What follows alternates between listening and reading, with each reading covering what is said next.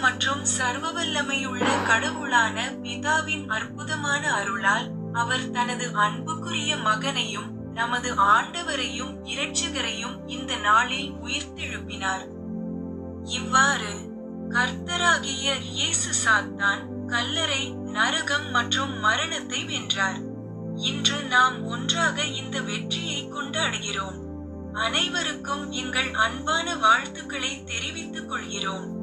இன்று அக்டோபர் 19, 2025, வாரத்தின் முதல் நாள், ஞாயிற்றுக்கிழமை, கர்த்தருடைய நாள். இன்றைய கடவுளின் வார்த்தை சங்கீத புத்தகம் அத்தியாயம் 104, வசனம் 33. நான் உயிரோட்டிருக்கும் மட்டும் என் கர்த்தரை பாடுவேன். நான் உள்ளளவும் என் தேவனை கீர்த்தனம் பண்ணுவேன். நன்றி. யெகோவா நம் அனைவரையும் ஆசீர்வதித்து பாதுகாப்பாராக. ஆமென்.